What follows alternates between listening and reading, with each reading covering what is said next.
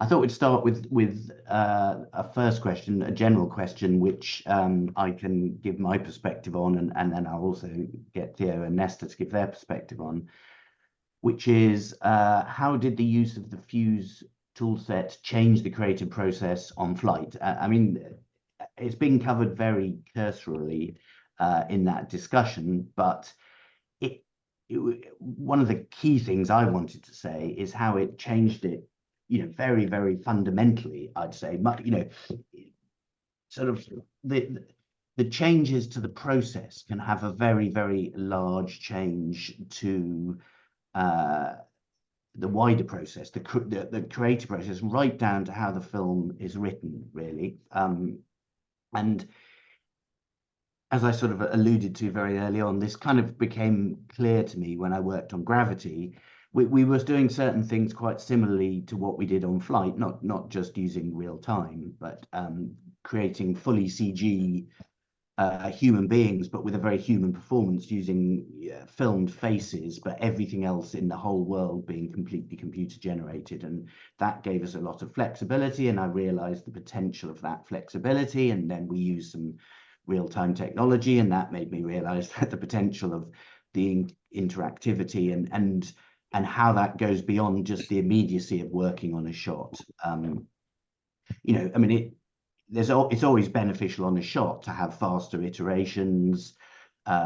It's definitely beneficial when you can put something up and play with it in real time, because you can get better collaboration, because everything's looking at what you're doing and can comment immediately.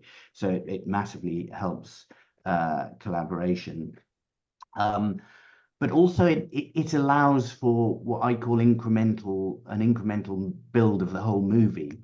Even at the stage when you're still developing the script, we were working in previs, and we were able to invest a lot of time and effort into previs, because we're working in Unreal all the way through to the end.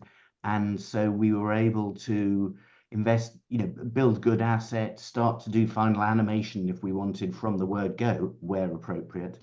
And so you get a much, much higher quality version of the movie during the previous stage. And therefore you make better decisions early on in the process. You're making decisions in the full context of how things are going to look at the end. And we had actors in to do performances. We designed lighting in the previous stage, and that influences the decisions you're making about the whole movie as in that early stage. So you make better decisions early on, but you also still have the ability to change those decisions till very late. As Theo mentioned, we were changing production design about a week before the final delivery. We were making small tweaks. There's certain things you can change.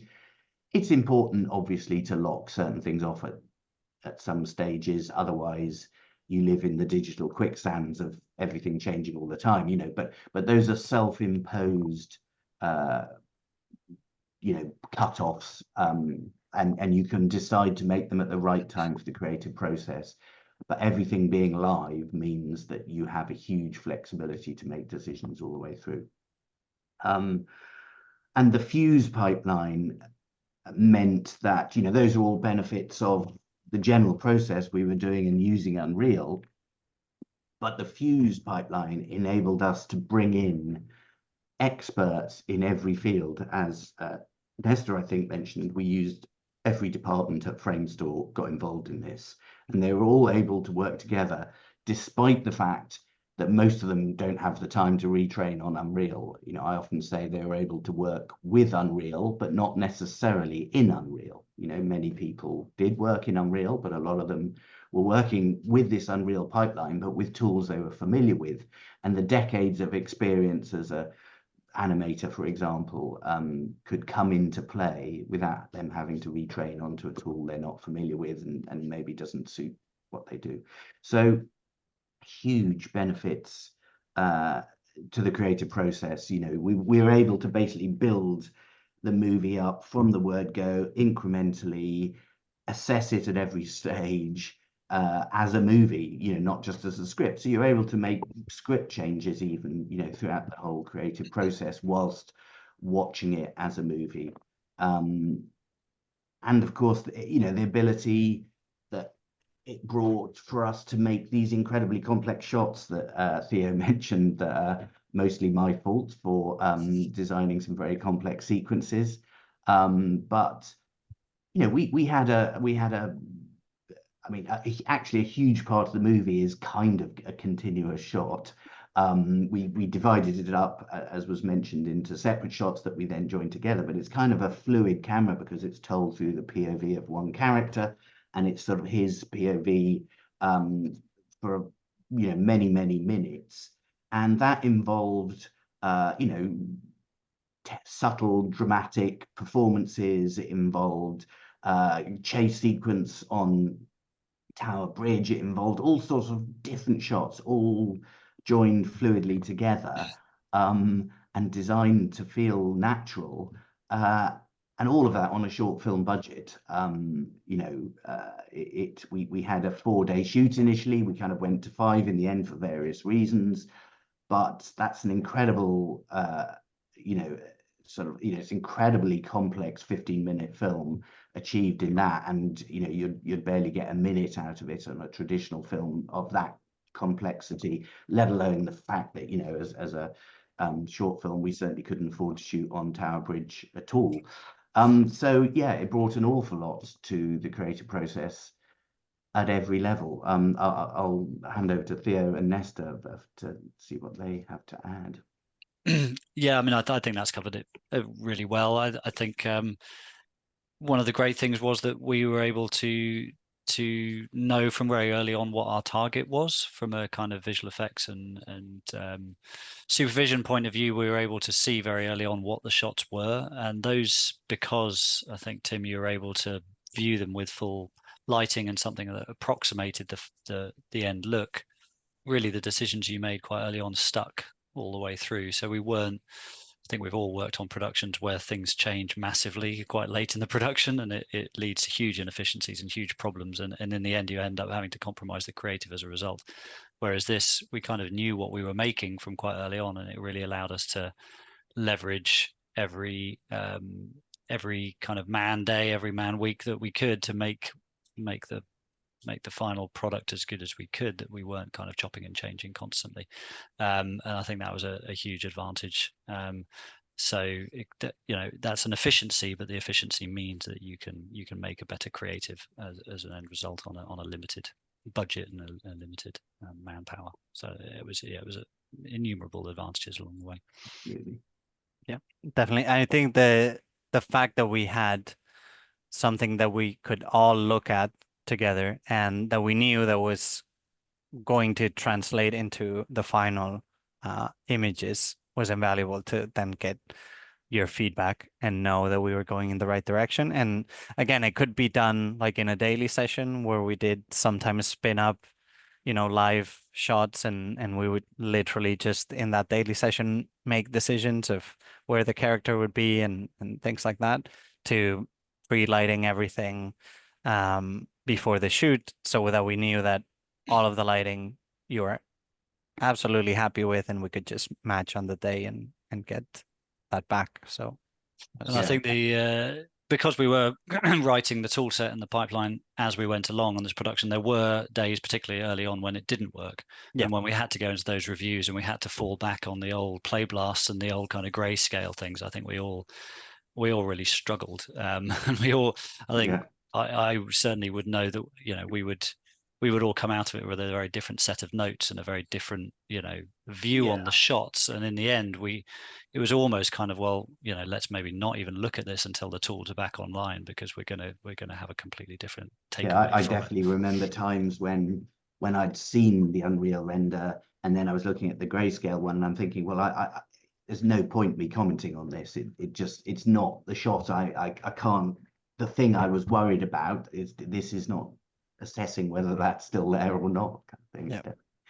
Made a difference. And there were many of the other general advantages of you know, because we were in Unreal, you're able to use all of the advantages of it for virtual camera and, you know, virtual set design and stuff like that. So I could grab at times a virtual camera and use it as a briefing tool to someone. We never use virtual camera to create final cameras or anything like that, but it's an incredibly powerful briefing tool, and that was just sort of there. I mean, it wasn't as easy as that, but sort of there, during the process.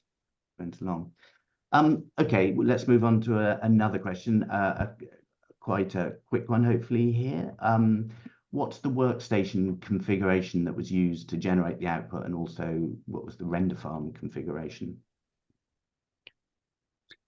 Well, I mean, there were fairly standard setups for the Windows. We did do everything under Windows. We did look at the Linux version of of Unreal, but we felt it was too big a risk at that time. I think Epic have made some big strides in that area since this production, but we went with Windows, so they were fairly standard Windows boxes. We started off with a very, very small render farm. For most of the production, our renders were incredibly fast turnaround, so we only needed 2 or 3 machines to render everything we needed.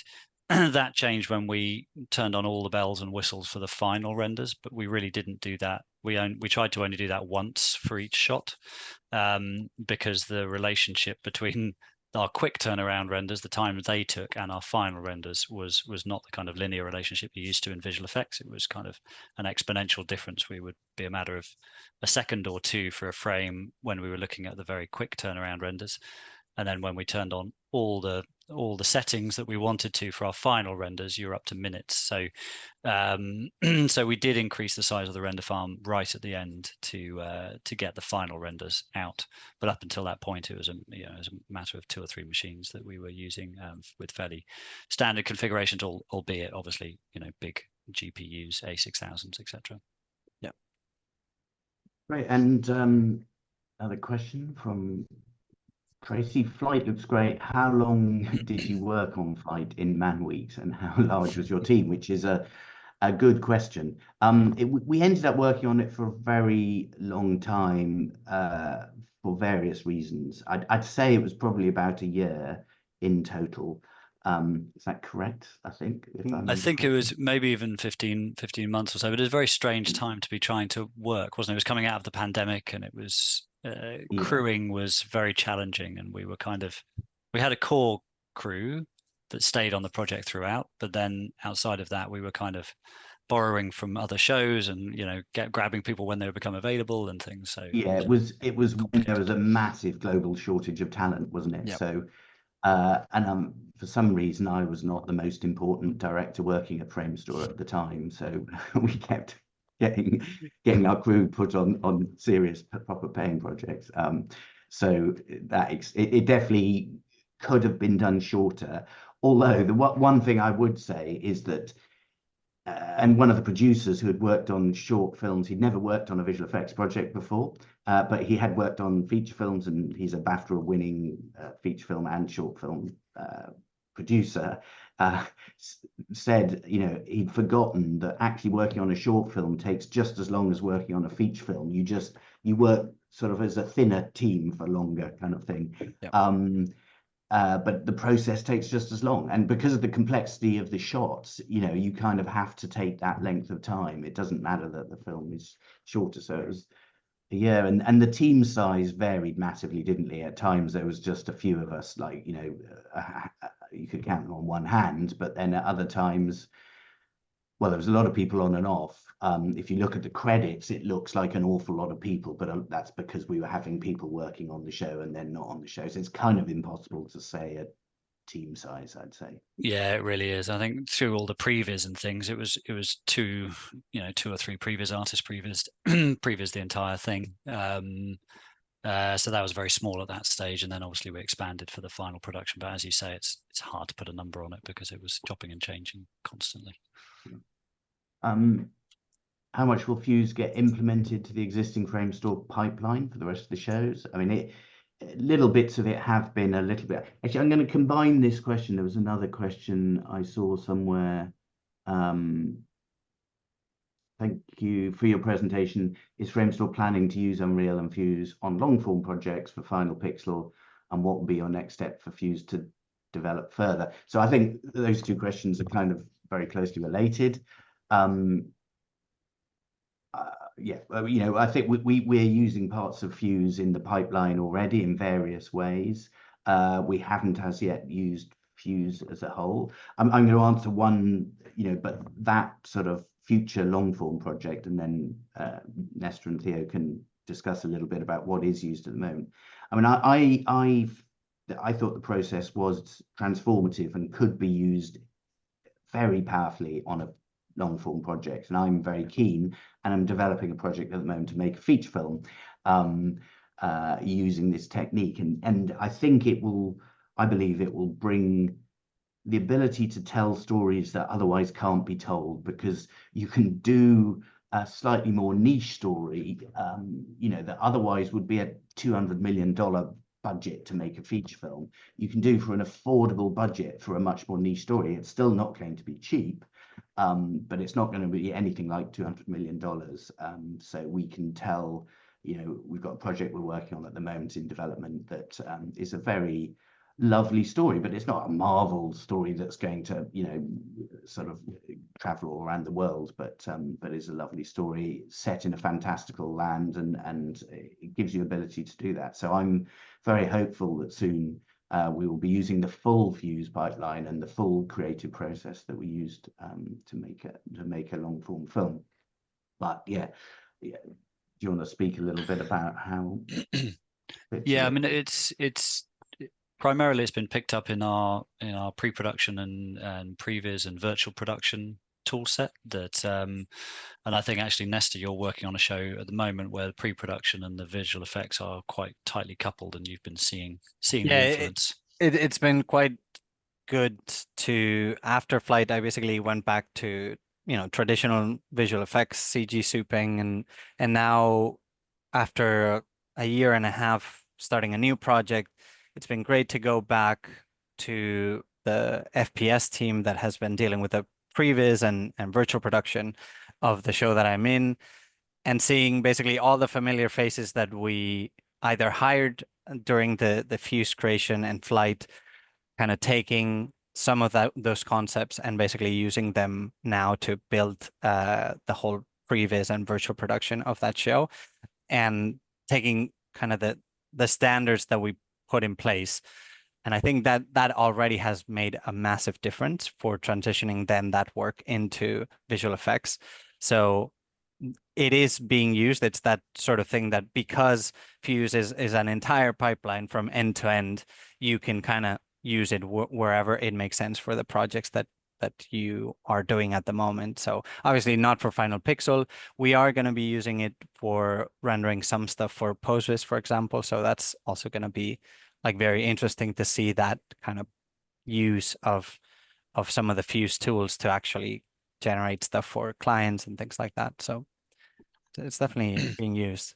And on the wider point of Unreal usage, I think we're seeing it in increasing amount in our commercials division. There's been a couple of commercials recently that used Unreal heavily, and for final renders. For final renders, exactly. Yeah, for final producing the final content.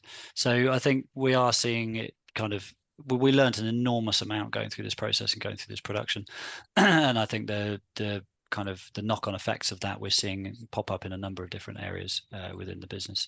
So it's great to see Unreal usage increasing, and great to see the kind of principles of what we laid down on Fuse being picked up in areas like previs and virtual production, and that helping, as Nestor says, helping the transition of that work and the reuse of that work through into visual effects.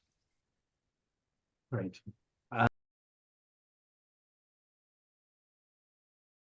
When you are supposed to have camera tracking from both the virtual camera and the on-set camera. So in many ways, the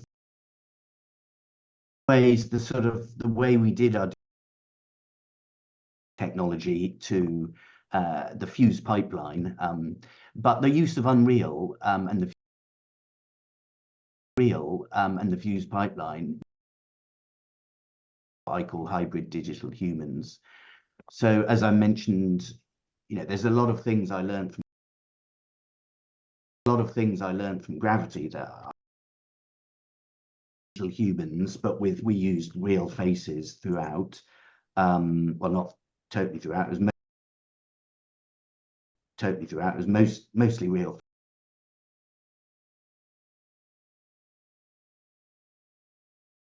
Really powerful technique, particularly for shots where you're doing something that's physically impossible, like floating in space, or and work like that. So it's a very powerful technique that I developed for gravity.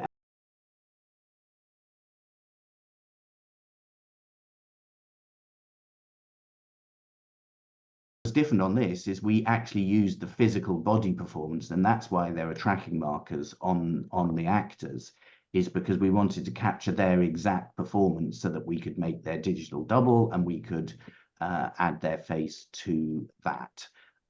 So whilst we have the camera tracking, etc., we needed their body performance too. So that's why there are markers there. You may also see markers on the LED screens behind, and that was because the the camera tracking with the optical motion capture system, good as it is never going to be good enough is never going to be pixel accurate. So you need to do traditional camera tracking on top of the solve that you get out of the optical system. Yeah, as paranoid VFX artists that we are, having worked on footage that is, almost untrackable, we wanted to make sure that if anything would go wrong, we at least had a lo-fi solution to allow us to pull off the complex tracks that we needed to do so. And that was one of the other advantages of not trying to do in-camera visual effects, was that we could utilize the LED stages for other things, principally as a great lighting source that gave us really complex, nuanced lighting on the characters, but also we could use it for tracking purposes and other kind of secondary benefits as well. Yeah, I do think in-camera visual effects has its place in some very specific areas, but I think the technique we used here and developed here enables us to get most of the benefits without the huge downsides of having to make sure your assets work in real time at high res on the screen before you've started shooting. We have the flexibility to keep making changes all the way through the process whilst getting the benefits of shooting on an LED stage and benefits like being able to just flick a switch. Tracking markers are up there if you want them, and you don't have to worry about painting them out because all the background's being replaced anyway, etc. And also, I think at that point in time when virtual production was kind of being used in full force, like the in-camera visual effects shots were quite simplistic in the camera motion and what you could get away with and the types of shots that it would give us. So I think for what we wanted to test, which is not just make another, person walking on a background, we wanted to make something that's completely dynamic. It had no real benefit for us to kind of try to kill ourselves to make something that we knew, would give us a lot of problems to get it to work in camera, and we could make it look much easier if we just utilized it for what we wanted. Yeah. Okay, we're starting to run out of time a bit, so let's see if we can whiz through some. There's quite a lot of questions still there. Whiz through them quite quickly. I'm going to combine a couple again here. So one question is, I'm amazed to see the output with just Unreal Engine being used. Did the live rendering benefit help the output? And a sort of related question, if you made FLITE today with Unreal Engine 5, what would be different? So I think just discuss very quickly the sort of... Yeah, I think for like 99% of the production, we were using what we would call live rendering, as in the outputs that we were getting, even though we were rendering offline, were essentially real time. So we would get very quick renders out of it that we could show to Tim, and that was basically enough to make a decision. We also tested what our final render settings would be like, so that we all knew and agreed that that was the quality that we were going to hit. But obviously, we could only do it one time. But if we had Unreal Engine 5, obviously we would utilize some of the techniques that Unreal Engine 5 provided. But at the time, they were very experimental features as well. So we didn't want to, back ourselves into a corner and then not be able to get the output that we actually wanted. So we use Unreal Engine 4 fully ray traced without any light baking or without any path tracing. So just traditional ray tracing within the engine. But I think, you know, everyone, you and the team did an amazing job getting the quality that we got out of 427, and it Yeah, we shows how squeezed every every last trick, yeah. drop out of it for sure. It shows the talent of the team, but also the, you know, the interactivity enabling you to sort of work stuff up to a quality that otherwise would have been very, very hard. Okay, to keep whizzing through, here's a very quick one. Thinking about client types, i.e. directors who know what they want, those who direct by iteration, etc. Are there client types that would work better than others with this workflow? Very easy to answer that one. Yes, absolutely. This workflow would not suit everyone. You know, my background is visual effects. I've worked on similar projects before. It was, you know, easy for me to work in this way. You have to rethink how you approach it. You know, it's a different process, and a good percentage of directors would really struggle with that. They just want their old, you know, they want it to work the old way, the same way they used to, what they've done before. So brilliant for the right director and other members of the creative team, not suitable at all for some people. You know, I think that's an important thing to bear in mind. One more question. Did you face any challenges using the workflow that would prevent you from going forward and you would have to change the story? I don't think we ever had to change the story, actually, did we? But No. we did. Yeah, you know, we faced plenty of challenges. Lots of challenges. I mean, you had to change the story for budgetary reasons, but Yes. not for technical reasons. That's a good I point. think when Before we started, I had to completely rewrite the whole script, having already started working on one sequence, remove 2 characters, shorten the film, change the whole story. But that was purely for budgetary reasons. Yeah, Yes. we hadn't budgeted till that point, and that was a frantic rewriting episode. But yeah. So your presentation suggested LOD issues in Unreal. Were there detail limitations imposed on artists, specifically modeling and effects work? So, go on, Nestor, you go for it. Yeah. I mean, so we treated Unreal Engine sort of because we knew we were gonna do offline rendering, so we didn't need to hit this real-time budget.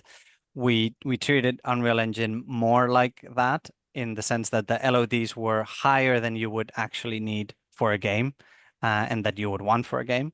But we also had those representations for when we needed to go onto the virtual production stage, and also just for working inside of the engine, you know, for doing interactive sessions with Tim or even the rest of the crew. But because we had this managed asset system, it was very easy for us to say, okay, we're rendering a shot now, change everything to the highest slot to render. And those were handcrafted LODs that we made. But we did push the limits of what could fit into GPU memory for sure. And probably time for one quick final question. You mentioned that you wrote a new deferred renderer. How much of the Unreal renderer was utilized with this? Well, yeah, Yeah, so it was definitely mostly based on the deferred render that existed. It's just that we had some functionalities that weren't there, and we had to kind of retrofit into it, and that's why we kind of went that way. Otherwise, it would have been the quality of the work would have suffered from those limitations, which obviously in different circumstances you don't kind of see or care that much about it. But in our specific case, when we were treating it as a final pixel renderer, and we wanted every single pixel from the movie to be created out of Unreal Engine, that's why we had to kind of modify the deferred render. And the main thing we had to do was get rid of the stenciling that the deferred renderer does by default, because we wanted to support traditional compositing workflow, and we needed to composite with live action, so we needed the layers to be fully intact, and so that involved quite a lot of rewriting. Yeah, and we were rendering the layers as separate renders. So we weren't getting the layer system to do like one render and spit all the layers, in one go. So that's why we could get away with all of this stuff as well. Okay, well, we've hit our... So the first question here says, how did the tools change the creative process on the production of FLITE?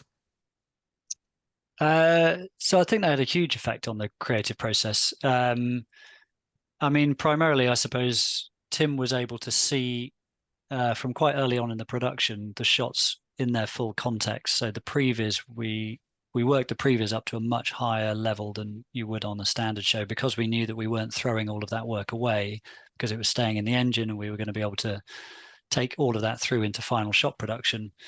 We were able to use the final asset builds in the previs and the final lighting, and we did all the pre-light prior to going onto the LED stage in the previs scenes.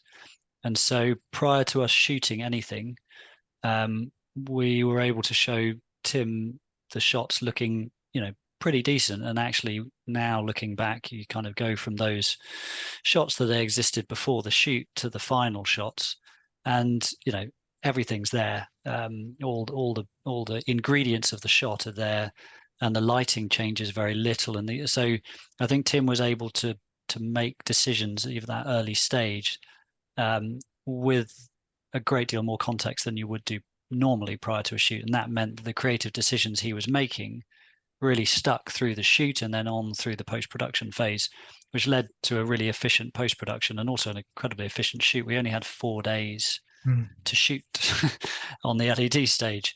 The fact we were able to get through as much material and as many really complicated setups involving motion control and wire rigs and an LED stage and motion capture, I think is testament, well, one to the way that the team prepared, but also to the tools and the way that everything kind of worked in harmony with each other throughout the process. Yeah, no, I agree. And I also think just from the actors' point of view as well, I remember during rehearsals, they were given that what is being produced is effectively fully computer generated, and the actors have something on the page. They were seeing the environments that they were going to be in. We've had VR headsets on them where they could explore those. They could see the previs and they could understand the relationship between, the script, their performance, what they were going to do in rehearsal mode. And then even on set, like saying 4-day shoot is sort of insane that we managed to get through that much material in 4 days. And yet for the actors, there was not a lot of stop start. It kind of felt that they could just keep going. We could just change the environments. They had visual cues, visual references of where they were. And even the crew actually, that part. So we had like the Framestore crew who meticulously pre-planned, and then, the production crew who, like all productions, sort of heads of departments all come in, work together and then disband. But it all kind of fitted within that production workflow as much as it did in any other workflow. So it felt quite seamless and speedy. And even though what we were doing was very new and groundbreaking and never been done before, a lot of the components were known. Nobody had to learn something radically different. It just kind of worked and flowed. And as you said, we were able to be super efficient. I think actually in preparing for that shoot, the power of the tools when it came to tech viz was really really fundamental to that. The tech viz became the template for the shoot, and as you say, bringing in a lot of departments into that shoot without a lot of prep time on their side, it was really important to be able to have that tech viz to explain quite complicated shots to them very quickly. And Unreal really was very powerful at that. The fact that the previs, any changes to the previs automatically updated the tech viz, and the pre-light was done all in the same engine, and then that same engine was driving the LED stage, meant that everything, all the updates that we made kind of updated everywhere together, and you could very quickly go from making changes to showing everybody what those changes were and having those reflected in the lighting and on the stage. So yeah, that was a particularly powerful kind of use of the tool. Yeah.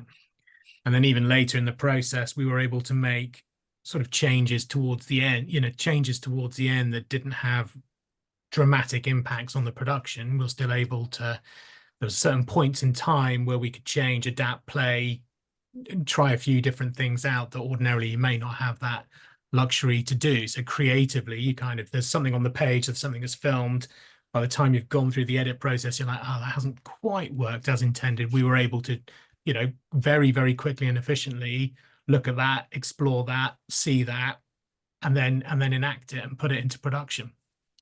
And it was one of the changes that Tim was very keen to have, because obviously some of the techniques we were employing, you know, were updates of the techniques that Tim had used on Gravity 10 years previously.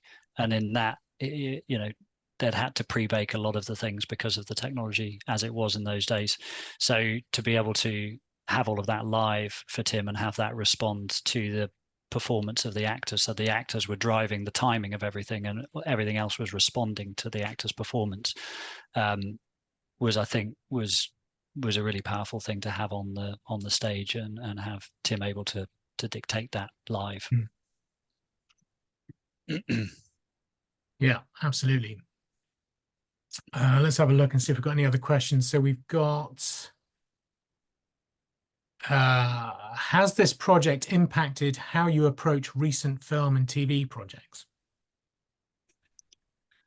I think it's definitely impacted our use of Unreal Engine, which, you know, is predominantly in the kind of pre-production stages. So we use Unreal a lot in pre-production, in previs, and it's certainly impacted the way that those departments have adopted Unreal, and some of the lessons that we've learned from this film and this process have certainly kind of informed the way that pipeline and that process has evolved over that time. And we're seeing increasing use of Unreal Engine in our commercials division and things to actually produce final pixels. So certainly, I think we've learned an enormous amount from this process, and that's certainly informed a lot of projects that have happened since then. Yeah, I think having, like, obviously been on Fuse and FLITE from beginning to end, and then kind of transitioning back into VFX on film, and now on the current project that I'm in that has had previs running for around a year, and now that we're starting to get into VFX post-production, going back to Unreal and seeing that a lot of the concepts that we developed on Fuse are actually being used in our previs and post-vis divisions, and obviously for virtual production, it's been quite eye-opening, and it's been great to kind of see that the foundations that we laid are still there and are still being used today. So that's been great to see in action. Yeah, agreed. There's lots of questions coming in about the actual characters themselves, the digital humans, and people asking whether they were made with MetaHuman or custom, or how we did that. So I thought it'd be useful for us to discuss a little bit how we approached our digital humans.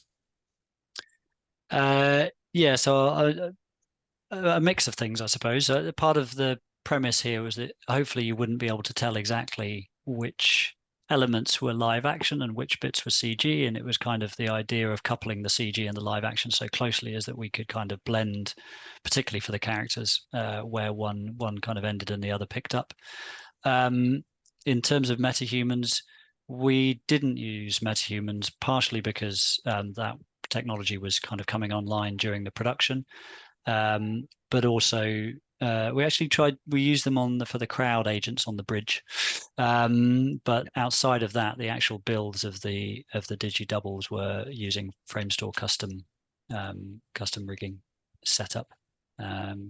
Nestor, I'm not sure if you've got anything else to Yeah, add to no, I think the interesting thing about the project was that we were trying to iterate, like Theo said, on concepts that Framestore had done in the past on Gravity, but we wanted to kind of bring it into this new kind of world that was forming right when we were doing all of this stuff during the pandemic and all the rise of virtual production. But we still wanted to have the visual fidelity of a visual effects final pixel project, right? So we treated it as nothing more, and all our characters, like our hero characters, were custom built in the same exact way that we would build anything for a feature film at Framestore. And it was very important for us to kind of validate that process and make sure that all of the things that we expect could be translated into Engine. And if there were things that couldn't be translated, how could we make up for those things? I think that's why the result is so striking, is because a lot of the people that see the project, they're like, I don't know exactly how this was done, and that's exactly what we set out to do, is that you don't immediately look at it and say, oh, it's metahuman, or it's live action, or it's fully CG. It's a blend of everything. Yeah, I mean, and that came very much from Tim, didn't it? In that, like, what he wanted to set out to achieve was,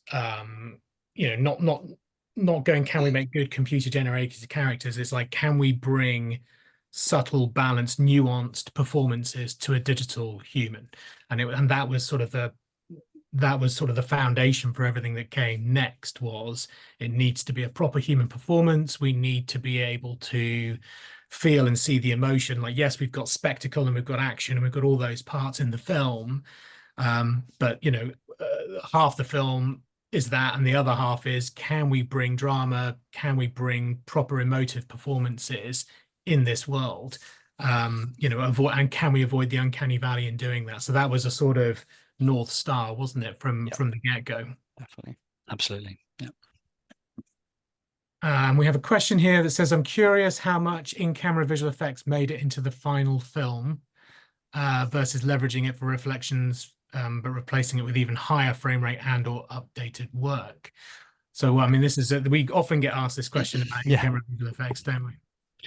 Yeah, and this is the answer is almost none. I think there's only one shot that made it into the final thing, but because we never intended that to be the initial use.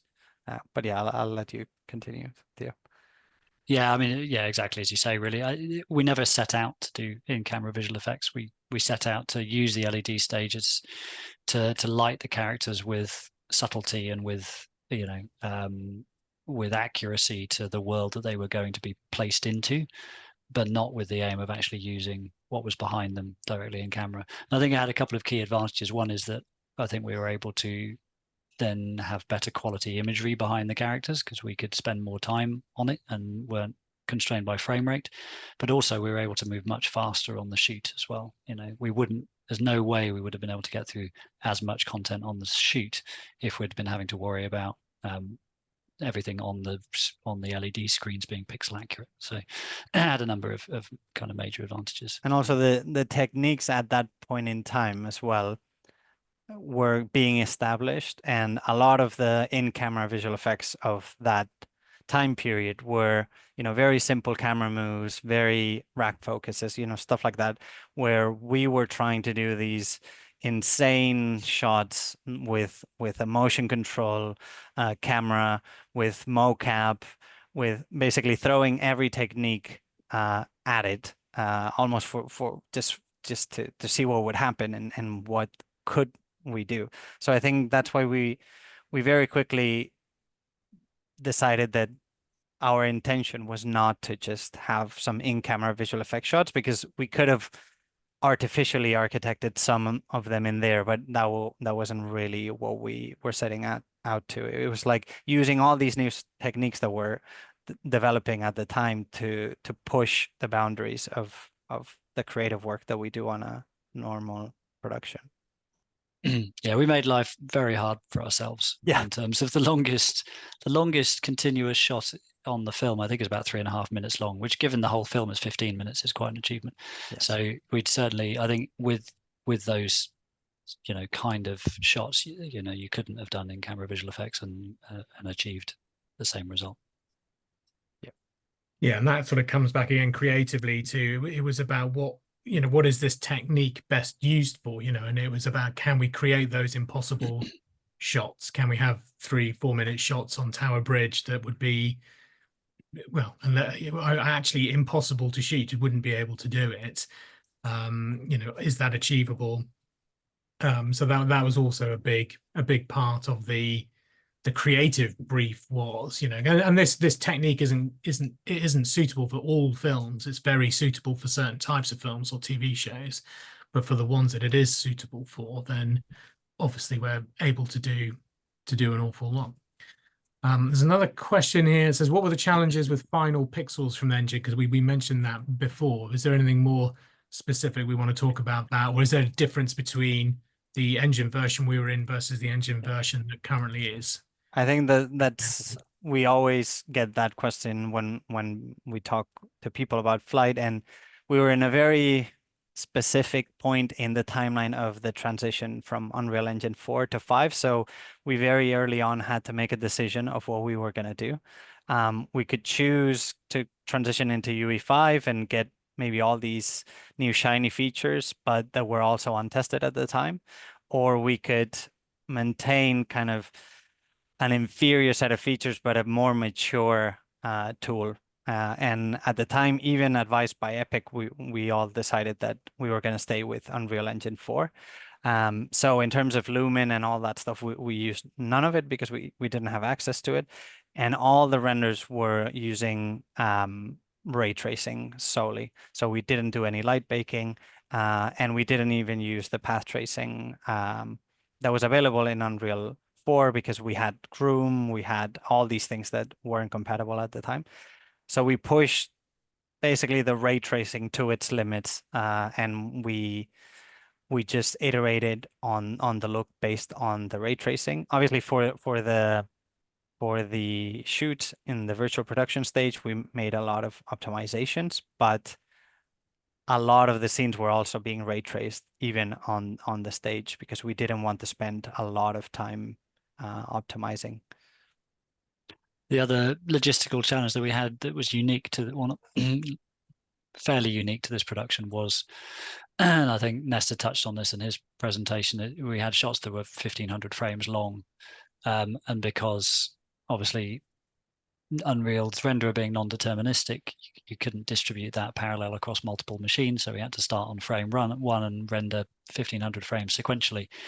And even that 1500 frames was only a chunk of a shot. The actual shot itself would have been thousands of frames, but we chunked them up and found kind of places where we could stitch them back together.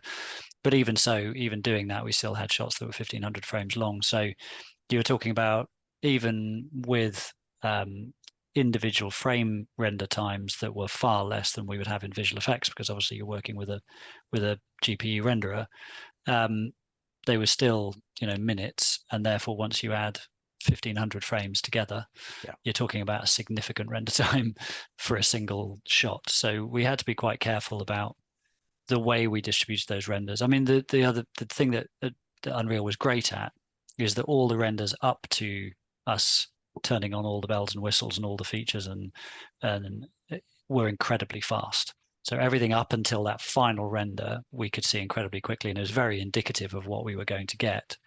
But once we wanted final pixel and we wanted, you know, the real quality, and we turned all the settings up to 11, then those renders were, you know, long. Yeah, I think the ironic thing is that all my career I worked in visual effects and offline rendering, and these were probably the longest renders in my career. Some of them taking like days to finalize because of this aspect. So it, you know, it was quite important that's why we developed some of the tools that we had. It was just so that the stakes were lowered, and we knew that not a lot of things would be wasted. And when we hit the final render, that's the final render that's going into the film. So yeah, the stakes were quite high for the lighters on this show. Yeah, I seem to remember the stakes were quite high for pretty much every department. Yeah, I would say. Yeah, it was quite a crazy kind of non-linear relationship, and you see these incredibly quick turnarounds, incredibly quick iterations of the shot, and then suddenly you'd go, okay, I think we're ready to hit go on the final render, and then you'd be like seeing it a week later. Yeah. But up until that point, it was, you know, 5 minutes to see that shot. So yeah, it was an interesting new relationship compared to what we're used to on visual effects. Which kind of links a little bit to this question, which is, could you tell us some of the challenges you faced by overlapping so many stages of the production? Yeah, and I think actually that's a key, and I'll hand over to Nestor to talk about it in a bit more detail, but I think that was fundamental to why we needed the tool set that became Fuse, because the only way you can have all those departments simultaneously working in a single project is with really careful asset management, and the ability to swap those assets out and to show different versions of different assets to different people at different times and manage all of that complexity. And I think that's the real power of the tool set that was put together. And without that, that parallel workflow would not have worked. It would have been a disaster. So I think that was kind of why we knew that asset management was going to be so fundamental to the tool set. I think probably Nestor can elaborate. I think that's what we sort of knew from the beginning going into it, is we didn't want to find ourselves with some of the challenges that game development has, where you have these revision clashes where a bunch of people have taken out a part of the project and they've done a bunch of tests or a bunch of revisions to it, and somebody has also done the same thing on the same asset, and then there's a clash and it's very hard to untangle.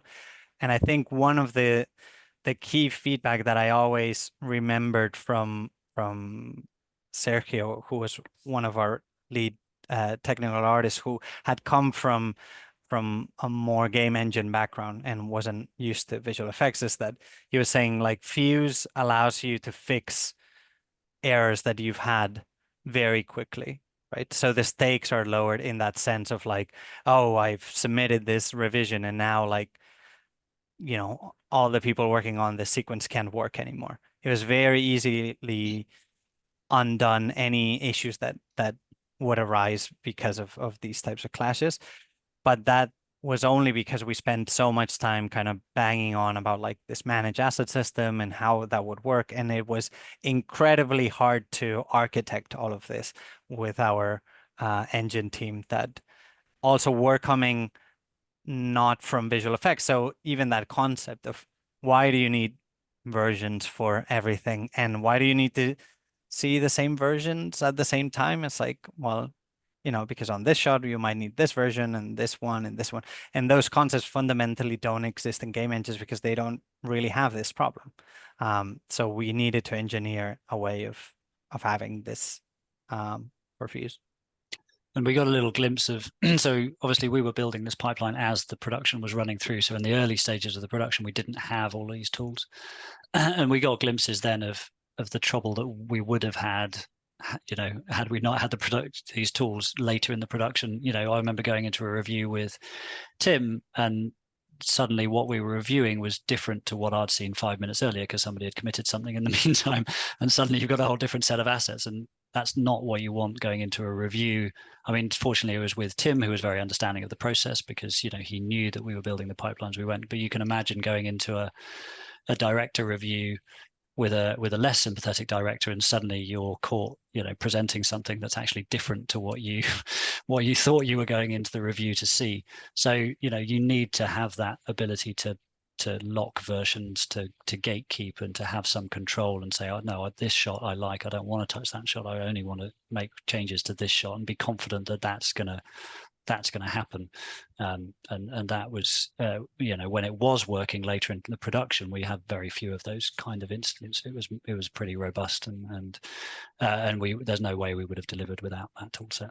And that was also designed into the render process itself. So another thing that game design doesn't have to deal with is, well, you know, if you drop a couple of frames, it's fine. You know, it doesn't really matter. For us, every frame needs to be perfect. But not only that, is that if we make a render and we want to re-render the same exact thing to fix one frame or to add an update, we need to know exactly what went into the original renders so that we can only change that thing.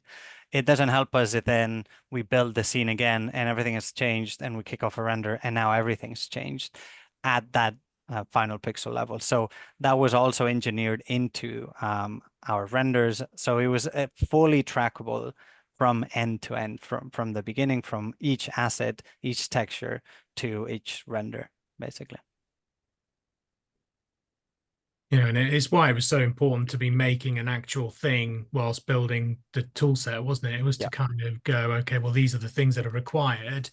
Okay, well, then we hadn't thought that we needed that, now we do, kind of thing. So it was, which was, said, very, very challenging, but you know, it's building something in anger, isn't it? Yeah, and I think it was satisfying at the end to see the benefits of that coming out as we expected. When you kind of hit that crunch period when you're delivering and you suddenly have a problem, the type of, you know, approach that Nestor's talking about, where we knew exactly what had gone into every single render, was the only way of debugging those things and the only way of delivering some of those shots. And so it was good that we kind of we got to the crunch period with all of that in place, and it really did bail us out on a couple of occasions where we just wouldn't have been able to deliver those shots had we not had all of that, you know, pipeline behind it.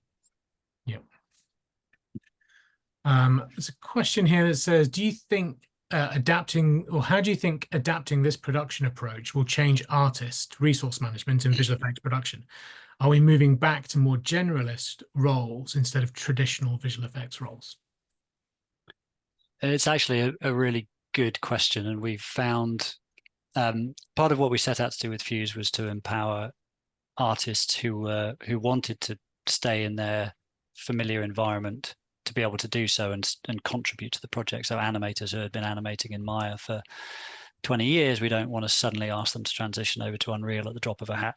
So we did quite a bit of work to make sure that all those departments could contribute to the project and have their work go into Engine and easily see the results of that very quickly. But obviously we had a lot of people working every day to day in Engine, and certainly those people in Engine, you know, having them with more of a generalist background, I would say, was beneficial on the Engine side. On the various departments that were contributing their work that was then flowing into the Engine, we didn't make too many demands on that side for them to change their workflows or change their skill sets. But certainly we found that adapting visual effects people with a generalist background to the Engine was much easier than people with a very specialist skill sets, I would say. I don't know, Nestor, you would agree? Yeah, I think in general, for me specifically, I think it's always better to be more of a generalist, just because you need to understand kind of at least the departments that come before you and that you are delivering into. And I think that becomes really important when you go into a game engine where a lot of things are kind of intertwined, and what you're doing affects other people as well. So having that generalist mentality is always beneficial, I would say. I think the interesting thing is that we had people from different backgrounds. We had people coming from games, we had people coming from using game engines and like linear content, and we had traditional VFX people that were curious about Unreal Engine, and they all contributed in surprising ways that we didn't anticipate. It's like you'd think like, oh, the game engine people won't understand certain VFX things, and they picked it up really quickly. And the other way around, we thought, oh, well, our asset people from visual effects are not going to understand the nuances of game engine assets, but then they picked it up really quickly. And I think that kind of cross-pollination was really good. We didn't want to just silo people off, and if they wanted to try things in Unreal, we encouraged that and allowed them to, you know, to do that. And in the same way, if people from games wanted to try out certain things from a more visual effects standpoint, we also did that. I think we've got time for one more question. We'll have to sort of answer fairly succinctly. But this one says, would it be possible to touch upon what the future of this workflow could look like? Do you see a wider adoption of this process on larger projects going forward? I think we'll see. I think we'll see increasing use of game engines deeper into the visual effects process. So obviously, the primary use at the moment is in pre-production, but obviously with the LED stages and things, that's starting to bleed into the shoot significantly, and we're starting to see it bleeding into post-viz as well on certain shows. In terms of the tool set and the techniques on Fuse and FLITE, there's a number of different techniques that were used. I think the way that we did the virtual characters, the CG characters, and the kind of hybrid of of live action and CG characters. If you have the right production and you have the right needs on that production, then I think it's a really powerful way of doing it. But that probably only fits a subset of productions that are almost full CG, but you want kind of nuanced real performance coming through. But for those types of productions, I think it probably achieves things that would be very hard to achieve in any other way. And I think we've learned an enormous amount from designing this process and designing this workflow and tool set that has informed other projects and will continue to do so moving forward. Yeah, thank you, Theo. Well, I think that brings us to the end of our session. I'd just like to remind everybody that if you want to see the film, it is on our Framestore YouTube channel.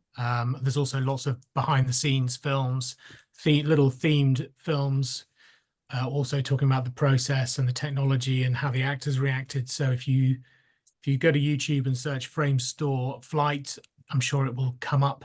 But yeah, head over to our YouTube channel and watch that and many other magnificent things we have on our Framestore YouTube channel. Well, thank you very much for joining. Thank you, Nestor and Theo, for that. That was really informative. That was great. Thank you.